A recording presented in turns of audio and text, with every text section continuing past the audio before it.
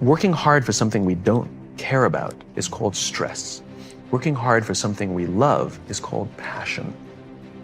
I think one of the mistakes that people make is they think purpose comes from their job. I've been a whatever for so many years, and when then I lose my job or I retire, I now don't have a sense of purpose because I so closely associated my self-worth with the job that I did. I knew what my job was. I had a sense of purpose.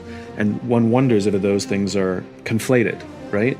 Which is I had a sense of purpose for my job, but then when I didn't have the job, all of a sudden I woke up in the morning, didn't know what to do, which is the purpose is not your MOS. Your purpose is not you're a saw gunner. Your purpose is not the job that you wake up to do every day. Your purpose is something bigger. I have 5 little rules that you can follow as you find your spark and bring your spark to life. The first is to go after the things that you want. Let me tell you a story. So a friend of mine and I, we went for a run in Central Park. The Roadrunners organization, on the weekends, they host races. And it's very common at the end of the race, they'll have a sponsor who will give away something, apples or bagels or something. And on this particular day, when we got to the end of the run, there were some free bagels. And they had picnic tables set up, and on one side was a group of volunteers. On the table were boxes of bagels, and on the other side was a long line of runners waiting to get their free bagel. So I said to my friend, let's get a bagel. And he looked at me and said, the line's too long. And I said, free bagel. And he said, I don't want to wait in line. And I was like, free bagel. And he says, nah, it's too long.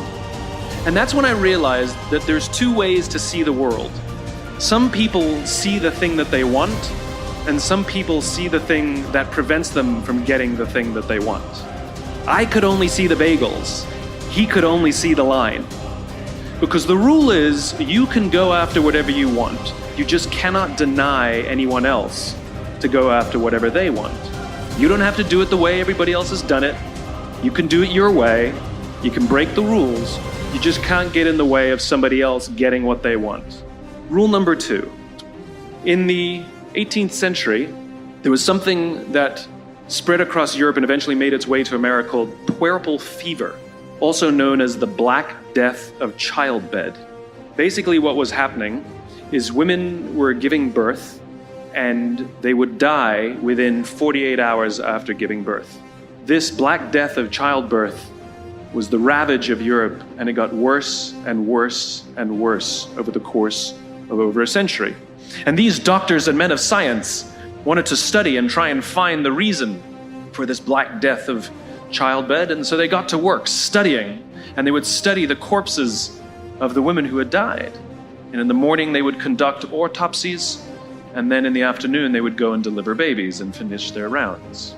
And it wasn't until somewhere in the mid-1800s that Oliver Wendell Holmes realized that all of these doctors who were conducting autopsies in the morning weren't washing their hands before they delivered babies in the afternoon. And he pointed it out and said, guys, you're the problem.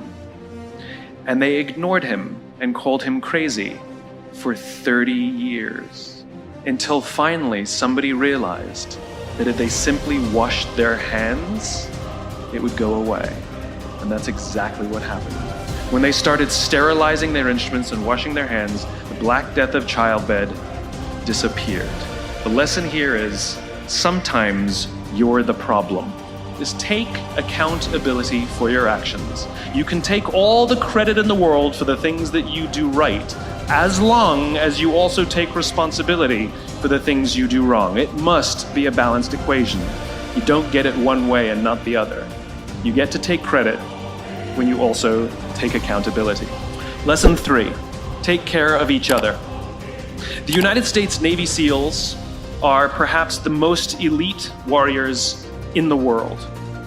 And one of the SEALs was asked, who makes it through the selection process? Who is able to become a SEAL? And his answer was, I can't tell you the kind of person that becomes a SEAL. I can't tell you the kind of person that makes it through BUD/S, but I can tell you the kind of people who don't become SEALs. He says the guys that show up with huge, bulging muscles covered in tattoos who want to prove to the world how tough they are, none of them make it through. He said the preening leaders who like to delegate all their responsibility and never do anything themselves, none of them make it through. He says some of the guys that make it through are skinny and scrawny. He said some of the guys that make it through, you will see them shivering out of fear.